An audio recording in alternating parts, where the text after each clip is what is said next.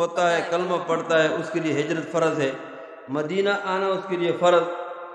اب مدینے میں لوگ آ رہے ہیں دنیا کے کونے کونے سے، یدخلون فی دین اللہ افواجا، فوج در فوج، اور ان کے لیے کھانے کا، پینے کا، ان کی رہائش کا اور ان کی ضروریات کا، اور محنت مزدوری کے ٹائم ہی نہیں مل رہا کیونکہ مہمان آ رہے ہیں، ان کی خدمت ہے۔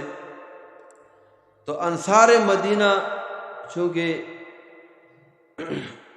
بڑے صحابہ کرام کی خدمت کی، حضور کریم صلی اللہ علیہ وسلم کی خدمت کی، جس طرح وعدہ کیا تھا نصرت کا، اس سے بڑھ چڑھ کر اپنے وعدے کا وفا کیا کہ ہم تیری نصرت کریں گے، تیرا ساتھ دیں گے، آپ مکہ چھوڑ کر ہمارے پاس مدینے آ جائیں۔ تو اپنے نصرت کے وعدے کو پورا کیا، اور ایسا پورا کیا کہ مال، جان اور باغات آدھے کر کے آدھے مہاجرین کو دیے، اور کمانے کے لیے نہیں کہ تم جاؤ کماؤ بھی نہیں، تم مسجد میں بیٹھو، پیارے محبوب صلی اللہ علیہ وسلم کے ساتھ بیٹھو، حلقہ لگاؤ، تعلیم سنو، پیارے محبوب صلی اللہ علیہ وسلم کی باتیں سنو، اور ہم محنت بھی کریں گے، کمائیں گے بھی، اور جب سب ہاتھ آئے گا تو آدھا کر کے آدھا تمہیں تیار کر دیں گے۔ ایک دفعہ مہاجرین نے عرض کیا رسول اللہ صلی اللہ علیہ وسلم، یہ انصار صحابہ، انصار بھائی ہمارے بہت آگے چلے گئے اور سارا ثواب یہ کما گئے، جتنے مہمان آ رہے ہیں ان کو کھلا بھی یہ رہے ہیں، ہمیں خدمت کے لیے بھی نہیں چھوڑے۔ کہا نہیں، تم خود ہی بڑی قربانی کر کے بیت اللہ شریف جیسے، مکہ مکرمہ جیسا شہر چھوڑ کر اور وطن چھوڑ کر اسلام کی اتنی بڑی قربانی، اور تم یہاں آ کر خدمت کرو گے؟ نہیں، تم بیٹھ جاؤ، تم بھی مہمان ہو، لہذا خرچ بھی ہم کریں گے اور خدمت بھی ہم کریں گے۔ یا رسول اللہ، یہ تو سب کچھ کر کے سب کو ان نے لوٹ لیا، ہمارے لیے کوئی چھوڑا نہیں۔ تو حضور کریم صلی اللہ علیہ وسلم فرمایا، مہاجرین تم ان کے لیے دعا کیا کرو، انصار مدینہ کو کہو جزاکم اللہ خیرا، اللہ تمہیں بہترین بدلہ عطا فرمائے۔ عطاشہ رضی اللہ عنہ کے پاس ایک خاتون آئی، دیہات سے عورتیں آتی تھی، اور کچھ دیہات کا سامان لا کر، دیہات میں جو پیدا ہوتا ہے وہ لا کر عائشہ بی بی کبھی آٹا دے دیتی، کبھی کھجور دے دیتی، کبھی کپڑا دے دیتی، گھر میں جو ہوتا بدلے میں دے دی۔ تو ایک خاتون آئی، دیہات کا کچھ لے کر آئی، اس وقت میں عائشہ کے گھر میں کچھ بھی نہیں۔ عائشہ رضی اللہ عنہا پریشان، غمزدہ کہ یا اللہ، آج یہ پہلی خاتون میرے گھر سے خالی ہاتھ جائے گی پہلے۔ تو اتنے میں حضور کریم صلی اللہ علیہ وسلم تشریف لائے۔ عائشہ، آپ تو بڑی مغموم، بڑی پریشان، غمزدہ، کیا بات ہے؟ کہا یہ خاتون عورت آئی ہے، کچھ لے کر آئی ہے، اور آج میرے گھر سے خالی جائے گی، میرے گھر میں ایک کھجور کا دانہ بھی نہیں ہے کہ میں اس کو دے دوں۔ تو حضور کریم صلی اللہ علیہ وسلم نے ارشاد فرمایا، تو اس کو دعا دے دے، اس کو کہو جزاک اللہ خیرا، اللہ تجھے بہترین بدلہ دے دے، یہ دنیا کے تحفوں سے زیادہ افضل ہے، بہتر ہے، دنیا کے تحفوں سے، ہدیوں سے افضل ہے دعا دینا۔ تو حضور نے صحابہ سے فرمایا، تم اپنے بھائیوں کے لیے دعا کرو۔ تو نصرت کا حق ادا کیا، نصرت کا حق ادا کیا۔ غزوہ بدر کا جب موقع بن رہا تھا اور صحابہ کرام حضور کریم صلی اللہ علیہ وسلم کے ساتھ لڑنے کے لیے نہیں نکلے تھے، کسی اور کام پہ نکلے تھے، ابو سفیان کا قافلہ روکنے کے لیے نکلے، جس کے ہاتھ میں ہتھیار ہے تو ٹھیک ہے، ہتھیار لے کر آؤ، جس کے پاس نہیں ہے خالی آؤ، کیوں لڑنا تو نہیں ہے، قافلے کو روکنا ہے، صرف مال تجارت کا قافلہ آ رہا ہے شام سے، لہذا اس کو روک لیں گے، بڑا سامان ہاتھ آ جائے گا، مال غنیمت ہاتھ آ جائے گا۔ تو نکلے، اور انہوں نے کیا کیا کہ راستہ بدل کر، کیونکہ عرب لوگ بڑے تجربہ کار، سمجھدار ہوتے ہیں، جب انہوں نے راستے میں مینگنیاں دیکھی، اونٹوں کی مینگنی، تو وہ سمجھ گئے کہ یہ تو مدینے والے ہیں، اور جب مینگنی کو توڑا اور دیکھا کھجور کی ہڈی، یہ کھجور کی ہڈی کی تھی، ہڈی ہے بیچ میں، نے کہا یہ تو یثرب والے، یہ مدینے والے ہیں، اور یہ آئے ہیں ہمارے تعاقب میں، راستہ تبدیل کرو۔ کوئی سمندر کے ساحل پر، کنارے پر نکل گئے، لیکن آدمی کو بھیج دیا آگے کہ بھائی تمہارا قافلہ لوٹ دیا گیا، قافلہ لوٹ گیا۔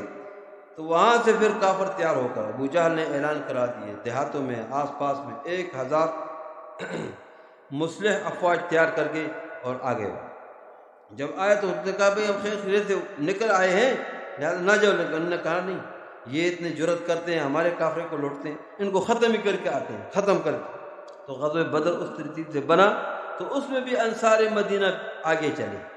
حضور کریم صلی اللہ علیہ وسلم نے سوچا کہ انصار مدینہ میں وعدہ کیا مدینہ کے اندر تیری نصرت مدد کریں گے، مدینہ کے اندر آپ کی، یہ تو باہر ہے، غزوہ بدر مدینہ سے باہر ہے۔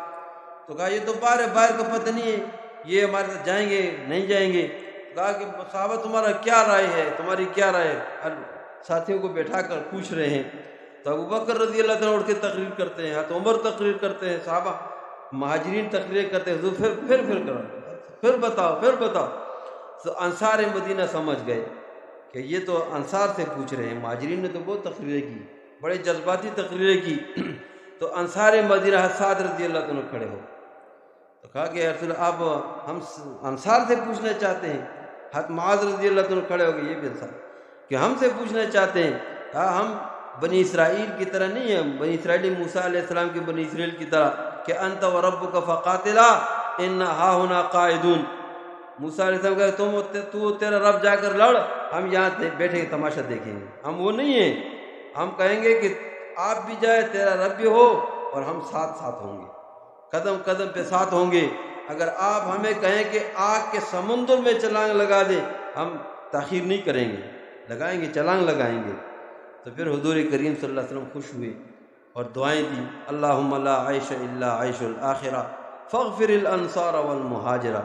غزوہ خندق کے موقع پر بھی دعائیں دی اور یہاں بھی یہ دعائیں دی، اللہم لا عیش الا عیش الآخرہ فاغفر الانصار والمہاجرہ۔ اے اللہ دنیا کا عیش و عشرت کیا عیش و عشرت ہے، اصل عیش و عشرت تو آخرت کا ہے، انصار اور مہاجرین کو عطا فرما، انصار اور مہاجرین کو دے دے۔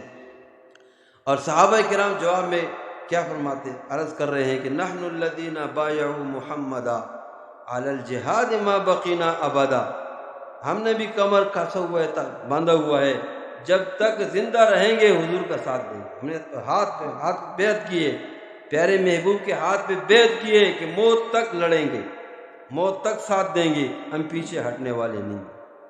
تو جب معرکہ بنا اور مشرکین کے پہلوان سامنے آئے، مبارزت کی، کون ہے مقابلہ کرنے والا، حل میں مبارز، اس وقت مقابلے ہوتے تھے، پہلے پہلوان آتے تھے، فوجی بعد میں کھڑے ہوتے تھے، صفوں میں کھڑے تیار رہتے تھے، تو آگے پہلے آپس کا دو کا مقابلہ ہوتا، تو ان کے تین پہلوان نکل آئے، تو یہاں سے انصاری مدینہ چھلانگ لگا دی، مقابلے کے لیے ہم تیار ہیں۔ کہ تم کون؟ انصار سے ہماری کوئی لڑائی نہیں، کوئی جنگ نہیں، ہمارے طرف ہمارے بھائیوں کو بھیج دو، ہمارے بھائیوں مہاجرین کو بھیجو، ہم تو ان کے مقابلے کے لیے آئے ہیں۔ پھر حضور نے ان کو واپس بلایا، حضرت علی کہاں ہے؟ جاؤ حضرت علی، حضرت حمزہ اور حذیفہ جاؤ تم لڑو۔